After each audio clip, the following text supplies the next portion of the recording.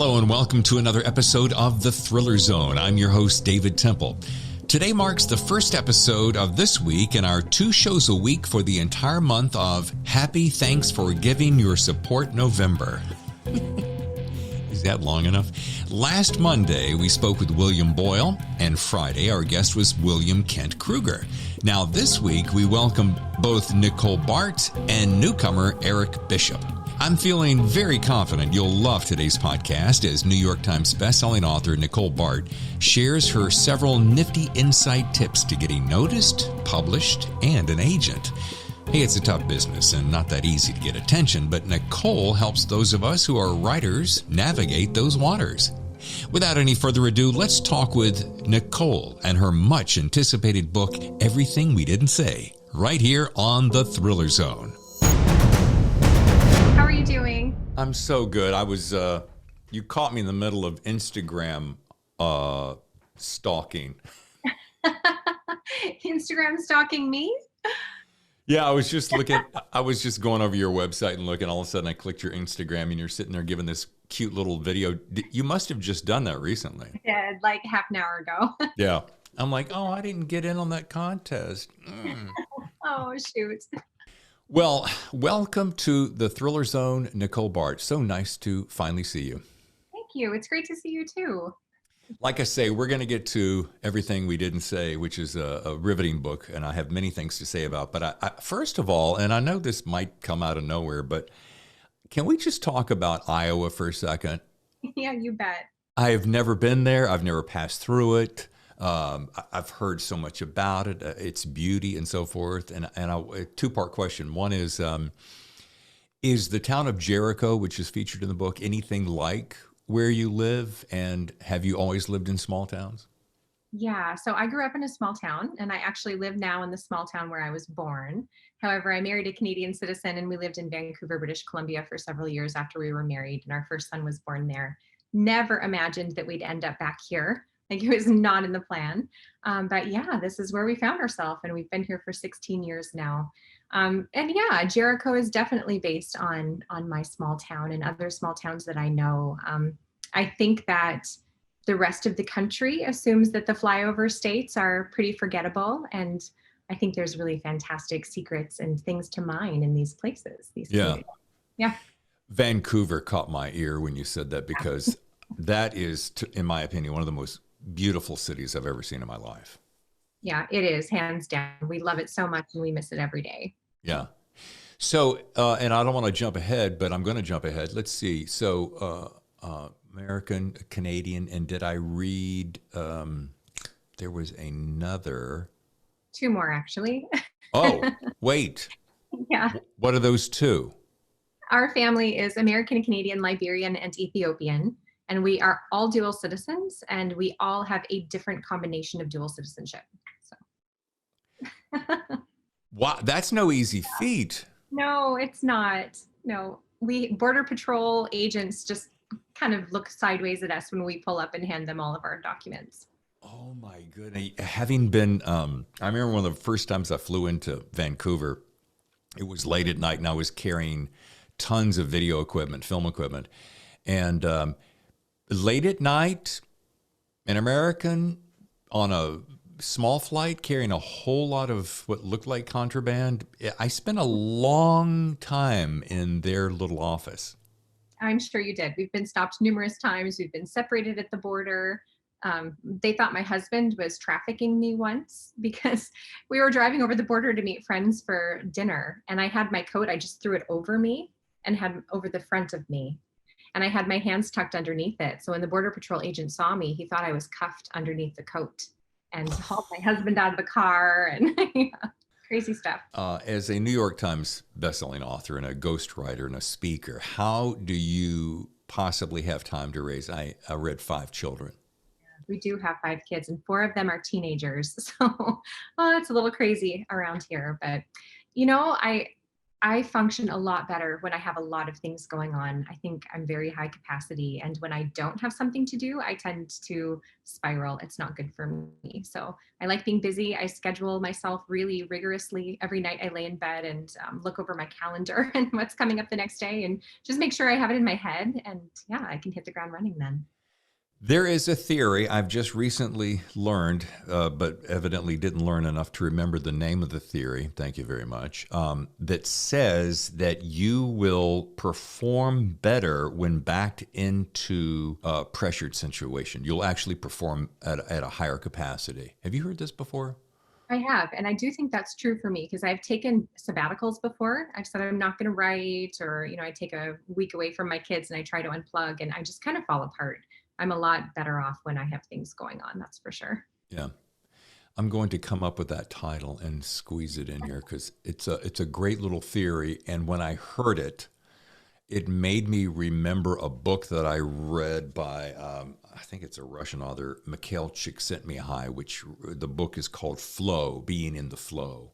Oh, sure. Yeah. Which is being completely present in that magical moment when you're, in our case, writing a story or doing a podcast or painting a canvas or building something with your hands, that you're so specifically in tune to it that time literally just either evaporates or stands still. I love those moments. I wish I could capture them more often. Well, and I think the magic is, if I may belabor this point just a second, is that the magic is to find that place of passion. Yours evidently is writing, very quite evidently, and just be there, be present. It sounds so simple, but when you're really truly present, I think you open yourself up better to that capability. I couldn't agree more. And I'm probably jumping ahead in the conversation, but in order to write my book, or all of my books actually, I turn off all of my screens. I get rid of my phone. I take a paper and a pencil and I go sit in a back room and shut the door. And I don't let myself out until I have anywhere between 250 and 1,000 words. Wow. Okay. Now you are jumping ahead, but that's great. Yeah, No, perfect. It's a free for all, right? Yeah. And that was a question. There's always a two-part question, and I ask this because I find it fascinating, being a writer as well, is the method. We all love the method. Is it quiet? Is it not? I'm with you. If I have a phone nearby or any kind of a screen that has any information, I'm screwed. Yeah. If I'm really going to beat out that outline or the essence of where I'm going, it's different once you're, and I know you like to do a lot of research, once you're in that research space and you need to have that browser open to confirm addresses, locations. But pencil and paper, that is delight for the old school. Tell me about that. Yeah, you said the flow and getting into the flow, and that's really the only way that I can do it. I believed with this last book, Everything We Didn't Say, that I didn't have to do that anymore, that I had matured and I could write my book on a computer. And you know what? It just didn't work for me. The first draft was terrible. And it wasn't until I gave that up and went back to my roots and sat down with a pen and paper that it really started to come. And that's where the magic happens for me, in that space between the pencil and the page. Do you think, and this is an interest, I'm glad you brought that up. Do you think it's in part the tactile connection, whatever that is, a visceral tactile connection, and and here's it for me, taking the extra time that it takes to really go, okay, that sentence is important? Because for me, my handwriting over the years has gone to hell, quite frankly.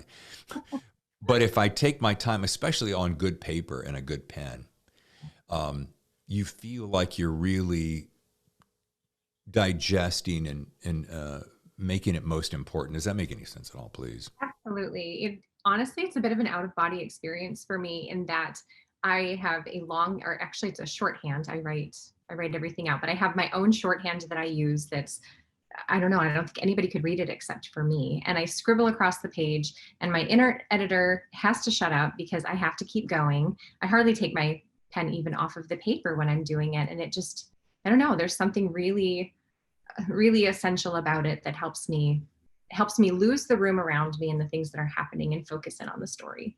I love that. I think I've had some really fantastic guests on this show so far, only a half year old. And PJ Vernon was on recently. He's a dynamo. He did a book called Bathhouse, and he had a similar thing. He said, I just sit down and I just bang it out. I don't sit there and go, oh, what about this? And I'm notorious for that. I will sometimes write a paragraph and then I'll go, could I make that paragraph better? And if you're not careful, you'll go down this rabbit hole of just overdeveloping and not getting the forward progress momentum that you wanted. And sometimes, I think that's a detriment. Good point. For sure. Now, I read on your website that you want to live, I love this, you want to live in a world that's filled with handwritten letters, New Zealand Sauvignon Blanc, and great conversation. And you're a woman after my own heart. Here's what I love about that, is that the, one is a lost art, handwritten letters. One's a refreshing pastime. We'll call that refreshing pastime. I like that. Yeah. And the last is a genuine gift that I think we can give people, is to sit down and just the art of conversation and listening. I couldn't possibly agree more.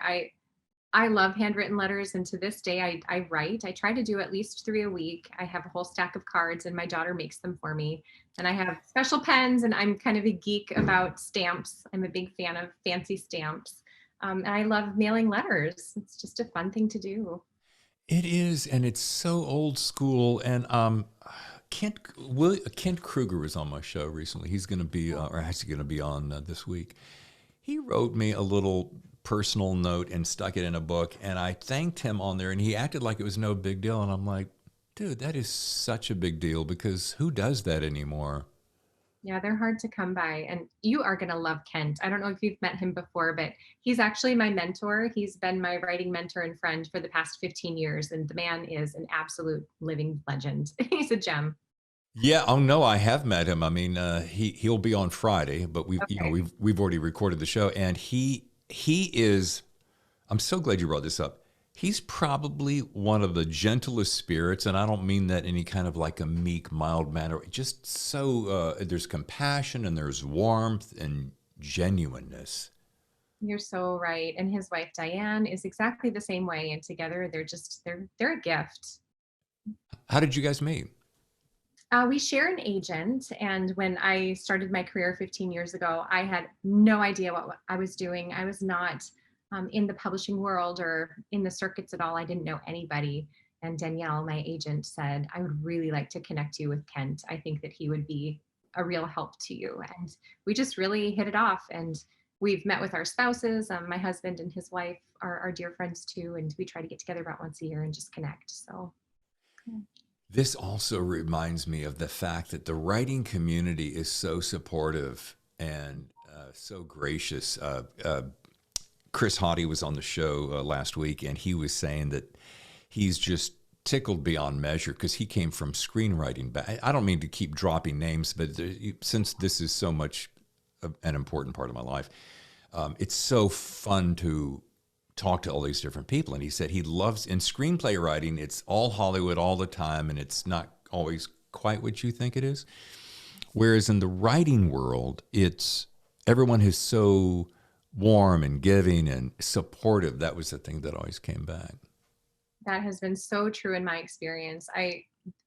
These other authors are not my competitors, they're my coworkers. And I find that they're the ones that cheer the loudest when something happens, a book comes out or you get an award or whatever. It's really great. There's one more thing I want to delve into your personal life before we get into the book, if we can. And that is this. It's a wee bit off the standard thriller beaten path, but super important, I can tell, nonetheless. And that's your work with One Body, One Hope. Can you tell me about that? Yeah, so our second son is adopted, and when we were in Ethiopia bringing him home, we stayed in a guest house for 3 weeks. We had to be in country for almost a month. And the gentleman who had a room next door to us just became a very, very dear friend.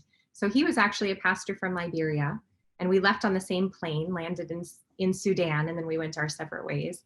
But we promised to stay in touch, and after just a couple of weeks, we realized that there was a lot that we could do to help.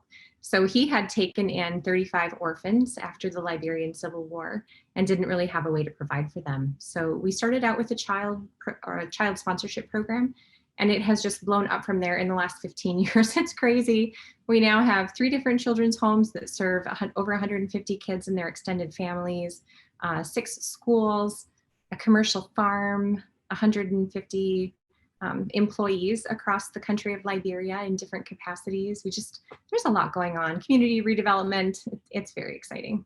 Wow. And this is a full-time side investment of time and energy for you, right? It has been for years. My husband and I kind of do it together, but we have an incredible board, and then we have teams. So we have about 30 people in the United States that have volunteered and just given of their time to do this. And we have, for the last 15 years of the ministry, maintained our promise that 100% of the donations that come into our organization go straight back out to Liberia. We don't take any of that. Our not employees, our volunteers are the ones who pay for things like mailing and printing and t-shirts if we decide to do that. So that's been really great. But for the first time in 15 years, we're actually hiring. So we're going to be hiring a full-time director of ministry this fall, and are having so much fun going through the applications and seeing who's going to take that role. So that we can give some assistance to that, how could my audience help you or learn more? Absolutely. We're online at onebodyonehope.org. We're also on Facebook and Instagram, and you can pretty much find anything about us right there. Awesome. All right. Everything we didn't say. Now, Nicole, I don't do this often. I don't always get to read all the books, and I will be perfectly honest with you. I got your book a little bit later, had a stack ahead of you, and I said, okay, I have to have a pretty good idea, of what this is about when I talk to her tomorrow. So I started reading it last night. I fell asleep. I got up this morning before 5 and finished it. Wow. So, probably the fastest I've read a book. And it was delightful. Thank you. I'm very impressed that you read it so quickly. Well, I have picked my reading capacity has picked up because of all the different books I'm trying to read, but it really it left me with, and I made some points here. If I can, I'm going to jump ahead because these are the feelings. I always keep a notepad with me so that I can jot down, and I want to be able to be super focused. The very first point I went was wow, which is a common response for me, and it's completely unique. Joke. Coming from a filmmaker background, number 2, it almost felt, and I wrote this word down, documentarian in scope. In other words, I felt like it wasn't fiction. I felt like I was actually reading a live tale of trauma. Thank you. That's an incredible compliment. I really appreciate it. Also, this is my favorite. I thought I had it. I thought I had it pretty well figured out, especially having some inside scoop on how stories work. I'm like, oh, okay, I got it. And then the second time, I'm like, oh no, I definitely have it now. And I got to the end, and I'm like, I didn't have it. Oh, that's good. A good choice thing. And I was like, how did she catch me? How did she, because we're our worst critics, our hardest critics. And I'm like, man, she got me. Oh, that's good to hear. Writing mystery is really, really hard. Much more complicated than I think most people give it credit for. I had a lot of anxiety starting out when I began to write mystery and suspense because I didn't think that I had the ability to pull it off and do it well. And at the end of the day, I just decided I want to tell a really, really good story. And it's okay by me if people can figure out what the ending is. And then the ending surprised me too. Like I wasn't expecting it when I started writing. So it ended up being a twist for me. Friends will come over to have dinner with Tammy and I, and they'll say things like, oh, you had that figured out. You probably planned this out in an outline. And oftentimes I'll be honest with you, I vacillate between pantser and plotter sometimes. And if I'm in that mood of really wanting to be more outline, or rather pantser, maybe I'll have an outline started in, but I'll just kind of let it go and I'll be in the flow and see where it takes me. I love those moments where you surprise yourself and you go, oh, I hadn't thought about that. And then it takes its own journey and you're kind of along for the ride. I love that. That's a moment of magic when you're writing. Yeah. And my last point was this. My very first guest on this podcast was May Cobb. And shortly thereafter, Megan Collins came on. And as I finished this book, just about an hour before we met, I said, I can't wait to tell these gals about this book because they're going to love it. Oh, thank you. That's such high praise. I love them both. I just discovered them by way of this show. So, that's one of the really fabulous things about this show. Yeah. Now, how about you telling my audience so that I want to be super careful not to give anything away. So how about you just give me a great thumbnail sketch of what this story is, the Murphy murders, the gal Juniper and her brother Jonathan, and the town of Jericho. Absolutely. So everything we didn't say is about Juniper Baker. She's a special archives librarian in Denver, Colorado, and she returns to her small town in Iowa ostensibly to help an old friend. That's her cover story, but really she's there to solve the 15-year-old double homicide that changed her world. The Murphys were murdered the summer that she turned 19, and yeah, her whole world kind of exploded from there. So she's back in town trying to win back the daughter she left behind and see if she clear her brother's name. He was the main suspect in the murders all those years ago. Did you have a particular, I always love to ask this because I wonder how other writers' minds work. Did you have a particular thing that got planted in your subconscious? And if I remember correctly, you were writing this primarily during COVID, right? Yeah. I rewrote this book 3 times. The first draft was terrible. The second draft was not great. And you're reading the third, but I'm sure as you're writing, you also know that it's a lot more than that. I mean, there's micro edits that are going on all the time. So yeah, it was a really difficult book to write. It's been in process for about 3 years. And for me, it started with a cold case in Iowa that I stumbled across, and totally accidentally. I wasn't planning to come up with something to write a book on, but it just kind of gripped me and wouldn't let go. So that was where it started. So are you like myself? Do you keep a pad nearby so if something triggers your head, you'll jot it down because maybe later you'll go, oh, what was that thing? And if you don't write it down, you forget it. Yes, constantly. I have pens and pads everywhere. Drives my husband crazy. Yeah, my wife is always like, honey, I've learned not to touch your pads, but you have like 7 around the house. Can you just like put them in one stack for me, please? Maybe in your office. A theme I took away was pain and mystery from the past that never seems to disappear. And I thought to myself, we all have skeletons. Some we face, others we don't. Does that feel similar to kind of the theme that you were working from?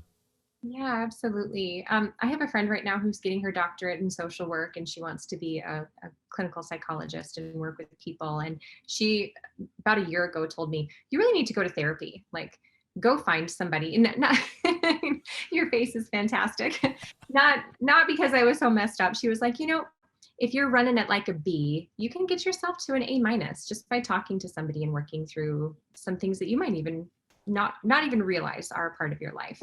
So I did that. I connected with somebody and I went to her for a couple of months, and it was unbelievable what she was able to pinpoint in my past and say, hey, I still think you're carrying something from this that happened a really long time ago. And I think, no, you're crazy. I can't possibly.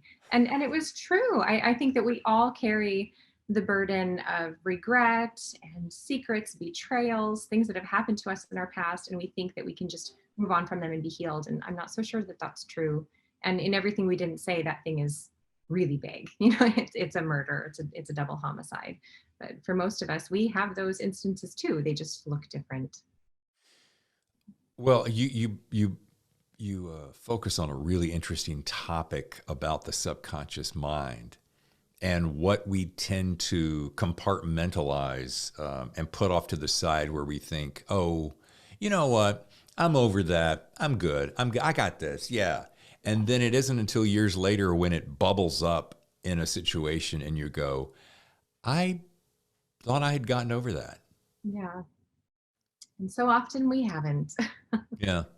Let me get my couch out real quick. Maybe you could just help me with some. Absolutely. I often in the past have had mixed feelings about flashbacks. I've been in writing classes where some will say, don't ever do a flashback. Whatever you do, don't start with a flashback. Blah, blah, blah, blah. All right, well, 2 things. First of all,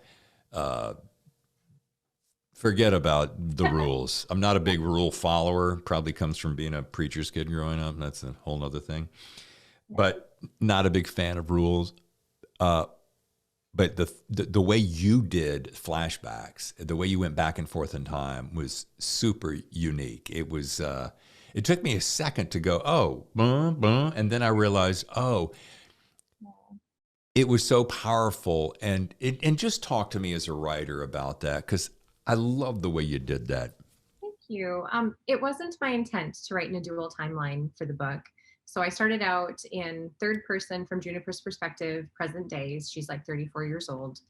And I thought that I would tell her story in her memories or her conversations with other people. And it became apparent really quickly to me that I didn't want to do that. Like, I was so enamored with her story. And it was just so much fun to write about her as a 19-year-old, then summer after high school graduation, when you're 19 and the world is just unfurling before you, and there's some first love going on in there, and, escaping your small town.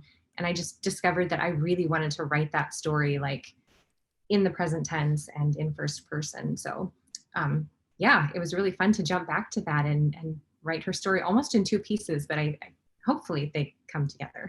It did. It was perfectly. So it's great. So past is in first person, present is in third. Yeah. What did your editor think about that out of the gate? Yeah, they weren't. My editorial team was not thrilled with it at the beginning, but after we talked about it, they came around to my way of thinking. And to me, the last time that Juniper felt like perfectly embodied, like a part of herself, and wholly June, well, she called herself June back then, wholly June Baker, was when she was 19 years old. And then this tragic event happens and her world explodes, and she leaves her small town, and she leaves her daughter behind and her family and her brother, who she had such an incredible connection to, and she dissociates to a certain extent. So it made sense for me to write her at 34 years old as Juniper Baker, a completely different person, a little detached from herself almost, seeing her world from the outside. And those moments that are just fresh and alive and visceral are her at 19 in the first person. And I hope that makes sense to readers. No, it makes total sense. Total sense. I have not, kind of sorry to say that I haven't read your work before, but, you discover when you discover, right, Nicole? Yeah, totally fine. But we have, what, 10 books? This is my 10, yeah. And this is number 10, correct? Yes. Yeah. Yep. After the leaves fall, summer snow, the moment between, beneath the night tree, far from home, sleeping in Eden, the beautiful daughters, little broken things, you are always mine, everything we didn't say. Even the titles have a lyrical quality about them. Thank you. I was a poet before I ever wrote short story or novels, and I think that probably comes to play. See? Yeah. I knew it and I didn't even know it. So tell me, how does this story differ from those stories? Is this a completely different departure from these other stories? Or? Yeah, I think if you looked at each book individually, you would see that there's a lot of differences between them. But to me, it felt like, when you're writing it, it just feels like this continuous journey to a different place. So I started out writing contemporary fiction in the Christian fiction market. So it was faith-based, and it was kind of new adult. I don't know if you remember, new adult had a bit of a moment, maybe 15, 20 years ago, where it wasn't quite young adult and it wasn't quite, grown-ups. So I was kind of writing that, and slowly evolved into some literary fiction. I wrote a couple of books that were deemed quite literary. Sorry, I'm stumbling over that word. And realized that what I was reading were domestic suspense and mysteries, and that was what I was loving. That's what I was picking up on my nightstand, and I kind of wanted to go in that direction, but found it very intimidating. It is really difficult to write a mystery, and the foreshadowing, the red herrings, the plot twists, making it all make sense so that people don't throw it across the room when they're done. That's just a hard thing to do. But I think that Everything We Didn't Say is my first real domestic suspense thriller, mystery, whatever you want to call it. And it's been a progression to get there, but here we are. And I'm not a big fan of spending a lot of time talking about what's next, because we really want to talk about what's right in front of us. It's, again, being present. But will you, I'm talking out of both sides of my mouth, as you can see, will you stay in that same genre? Will you stick with this kind of thematic structure moving forward, do you think? Do you have something already in the works? I do. I'm working on a book right now that will stay in the same vein as everything we didn't say. There's no title yet, but it's about an Instagram influencer whose daughter goes missing. And I am so excited about it because I'm just having such a cultural moment with social media. And I'm sure you've read all about Facebook and Instagram and how the creators know how deeply they're impacting young adults. And let's be honest, adults too. This is shaping our minds and shaping our lives. And I want to talk about it. So. Actually, let's talk about that a second, because I'm not necessarily drilling down on that book. I love that idea, by the way, and I'm very anxious to see what happens. But about and I was watching, as I said, I use that word stalking. I'm not really stalking, but I'm enjoying looking through the window of your life. Yeah, that's great. Instagram and YouTube and Twitter influencers. I don't know who came up with that phrase, but it is a real thing. These people are shaping some of the mindset of culture today, and they're being paid quite handsomely to do so. What's your thinking on that? Oh man, that's such a tough one. I interviewed some Instagram influencers for this book. God, that's hard to say. Instagram influencers. That's a mouthful. Yeah, I interviewed a few of them, and it's really interesting. There are some who 100% like leave their kids out of it. They won't take photographs of their kids because they don't want their children to be shaped by what they're doing online. And then there are others who talk about their kids and say their names and show videos of them and watch them all growing up. And I don't even know where we should fall as a culture ethically on that. To a certain extent, when you come to my Instagram page, I'm inviting you into my living room, and we're going to sit down and we're going to have, a cup of tea, and we're going to talk about the things that are important to me. And there can be a real intimacy in that, and there can be really good things that come from that. I feel like I have friends online that I've never met. And yet at the same time, what is exploitative, and how far can we take it? And should we be giving so much power into the hands of people who don't even know what they're doing with it? They're making us buy certain furniture and wear certain clothes and do our hair a certain way. To what end? I don't know. I have a lot of questions, not a lot of answers, but I'm having fun exploring that. Well, the exploration is the journey. And there's a couple of things that come to my mind, and maybe I'm being a little bit just peeling back my own personal curtain here, but sometimes Facebook, first of all, freaks me out. I don't know why. They keep changing the rules, and I don't know. There was one day that I liked it because we'd keep all of our families close and so forth. But Instagram, here's my bottom line. I think what it is I often say, and I'm saying this to my wife all the time, I'm like, I'll have a particular thought and I'll go, and I'll go on about it with her. And she goes, why don't you share that on Instagram? I'm like, and this is the thing, Nicole. I'm like, who wants to hear from me? I don't know why I do that. I mean, here I am running a podcast based upon a nearly 30-year career. And I don't hesitate to, talk like this between you and I about topics. But I think when it comes to, I'm having this thought today, I'm going to share it with you. I always wonder, does that matter? Yeah, that's a great question. In the grand scheme of things, probably not. It probably doesn't matter to a ton of people. But for example, my Instagram community is small. We're reaching the 3,000 mark, but we really do have a community there. Like, we talk about family, we talk about what's inspiring us. I do talk about my books, but not very often. And I think we've coalesced around a set of ideas, a set of ideals that we hold together. And I've really appreciated the conversations that we've had, and the relationships that we've formed. Will it stay that way? I don't know. Yeah. Well, and I like I said at the very top, I was sitting there watching your little video on Instagram, and it's just you're so warm and kind and approachable, and you just pull me in. I'm sitting there going, oh, I want to hear all about this. So thank you.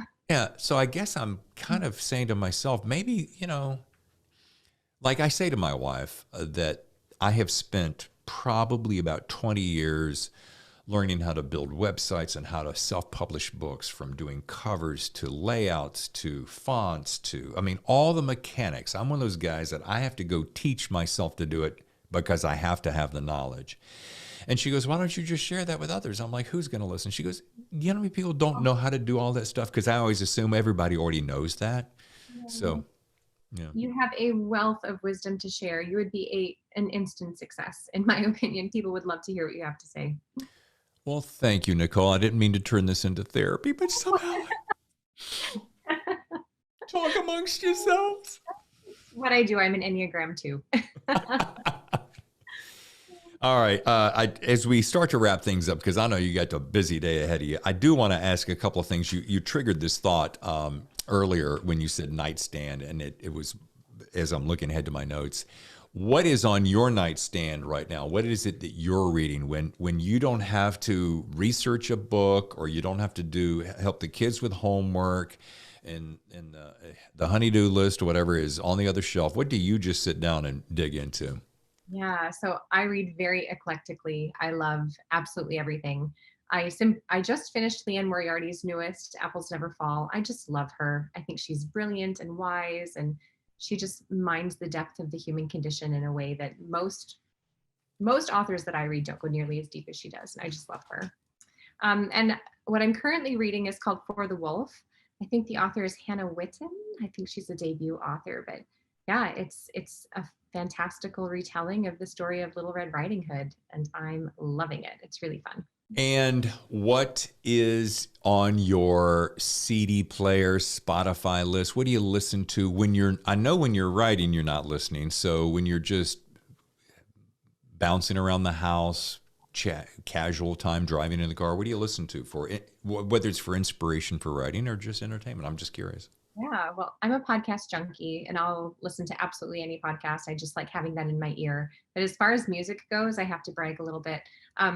I was a high school English teacher for many years before I started writing. And one of my former students is a phenomenal singer-songwriter. And his name is Joshua Hislop. That's Hyslop. And he writes and performs the most beautiful music. And I love listening to him. All right. Now, my little rapid fire question, super easy. Don't get nervous. It's not terribly complicated. Because I know you love to travel, you're always talking about doing research. It's true. If you and your family could take a year off and travel the world, money, details are of no consequence, where would you go? We would do Europe. All over the place. We have family and friends there, and we would just tour around. Nice. Anything specifically you like? Are you like historian? Do you like to see old structures, or do you like to experience the food?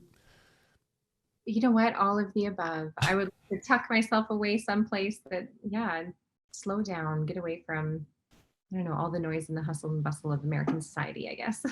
I guess I have this idyllic idea that, a village in the south of France would be the perfect place to unwind and write a book. My next question was, if you had never been to a certain place, where would that be for your, again, aforementioned research? Yes, it would be southern France or Spain. I have been to Nice. Spain and I love it. Nice. Someone was talking to me the other day and said that Spain is where they want to retire to. Wow. Yeah, Really? because language is not a barrier. It's very, the weather is kind of, and this is Californian. So many of my friends are leaving California. I don't know why. And very Mediterranean, for weather, so forth. And Spain, I keep hearing a lot about Spain. I've never been there, but. It's amazing. I highly recommend it. All right. Now, my wife and Tammy and I are throwing a great big lavish dinner for you and your husband, because that's what we do. We do this for everyone. We'd love to have you join us and want you to bring 2 or 3 out of the ordinary guests with you. Dead or alive, doesn't matter. Who would they be? Oh, my top 2 writers are Emily Dickinson and J.K. Rowling, just because I love their stories and I would love to hear their stories. I just want to sit down and ask them a million questions and let them talk. And as for a third, oh man, you know what? I would bring my kids. Nice. They are so funny and so interesting, and they love doing things with me. So I think you'd get a kick out of them. Awesome. And if you were giving an up and coming writer, because I mean, New York Times bestselling author, that is a title that you can wear with pride for the rest of your life. So, to a writer's point of view, Yes. what kind of advice would you give? Like, say, and I'm going to go back and borrow a conversation we just had a moment ago. You and I could sit down and say, hey, what can we help up and coming writers? How can they face this daunting opportunity and world of writing? Kent Krueger and I were talking about this, and he made this great comment about, I walk in a Barnes and Noble and I think, what have I got to say that hasn't been said yet? I feel very much the same way. And if I were to encourage a new and up and coming writer, I would say two things. Number one, keep writing and don't give up. Um, put your butt in the chair, grab your computer, your pencil, whatever it is you need, and write the book. I think most people who say that they want to write a book have a really hard time actually finishing it, bringing it all the way through to completion and being able to type the end. And once you have a book that you can work with, oh my goodness, the sky is the limit. You can get an editor, you can rewrite it, you can change it, you can do whatever you need to do to massage it to get it into shape for publication. I really believe that. And then the second thing is connect with other people, connect with other writers. We are so available right now. We exist on all these social media platforms, Twitter and Instagram and Facebook, and you name it, we're there. So follow us, start commenting on our posts, start interacting with us, and you never know what those connections might provide. And I suppose a capstone to that would be, how did you go about, or how would you suggest to writers who are appearing or approaching that final manuscript, how to find that agent, that perfect fit? Oh, that person would be a perfect fit for this story. What's your best advice there? Well, every time I read a book, I pick it up, I flip to the title page, and I see who published it, who the editor was. If you look in the acknowledgments, the author will usually thank her or his agent and anybody else who helped out. And I just start following those people and figuring out, oh, I love this book. It's really close to what I'm writing. She was the agent for it. She was the editor for it. Maybe that would be a good fit for me too. And just start to figure out who does what. I've heard of editors who've received queries from people who, like, they publish domestic suspense and they get a query for children's fiction. Like, that's never going to happen. So people are throwing spaghetti at the wall instead of trying to be intentional about what they're looking for. And Nicole, would you agree that that's a shift in the last few years than what we may have seen even just 5-10 years ago? I sure think so. Yeah. I actually didn't have an agent when I signed my first contract, so I came at it a little bit backwards. I got the book contract before I got the agent. But knowing what I know now and hearing the stories that I hear from my editors and agents, you really have to know the industry and who the people are. And that's not hard to do. I hope that doesn't sound intimidating. It doesn't take a whole lot to, look at the title page, the acknowledgments, look on websites and figure out who does what. So when you say you went backwards, you went to a publisher before the agent. Is that what you're saying? I did. Yeah. I was talking about how connections can be made in unexpected places. And that's exactly what happened to me. That was my story. I got 50 pages into the hands of an editor and she threw it in her slush pile, as she should have. Like, we don't do unsolicited manuscripts. That's not kosher. But yeah, she stuck my 50 pages in her slush pile, and several months later was reading her slush and came across it and loved it. And that's how I got my first book contract. Nicole, I hear these stories happening and I'm like, I've never met anybody that ever had that happen. And I'm sitting here talking to a gal who did. I'm sorry. It's a total Cinderella story. And I almost feel bad telling it because I know so many people fight so hard for that contract. Oh, don't feel sorry. Put the glass slipper on that foot of yours and absorb it, because you are one of the lucky ones who was at the right place. And what I want to say is that's encouragement to a lot of people. I don't see that as a negative at all. Yeah. And my connection was a friend of a friend knew somebody, and it literally was 50 pages of paper put in a manila envelope with my name and address on the outside that was passed from state to state to state. It went from Iowa to Michigan to Illinois and, all over the place. But anybody can do that right now online. They They can follow us. They can start commenting on our things. They can tweet. I don't know if you've heard of, what's it called? Pitch Wars. Yes. Yeah, Pitch Wars. They can tweet their one-line summary on Pitch Wars or whatever, and somebody can read it and go, wow, I love that idea. And they have those connections right there at their fingertips. So in case I missed that, I'm just curious. So you got the publisher first, and then did the publisher have a friend as an agent and they said, here, you got to read this? Or was it more of once that publisher deal went through and they said to you, well, you might need an agent, and then you went hunting for it? I'm just real curious. Yeah, that's fine. I actually got a 2-book contract. So I wrote 2 books for them without an agent. And then when we were done, they really wanted a third. My first 3 books are a series. So they decided they really wanted a third. But then before we negotiated, they came to me and said, you really need to find an agent. You don't know what you're doing. And I didn't. I had no idea what I was doing. And I didn't know how to go about getting an agent. So my editor at that time sent me the names and numbers of several people that she said, look, I really trust them. These are good people. I think they'd be a good fit. So I just started calling people up and interviewing them. And I really connected with Danielle Egan Miller. She's been my agent since the beginning.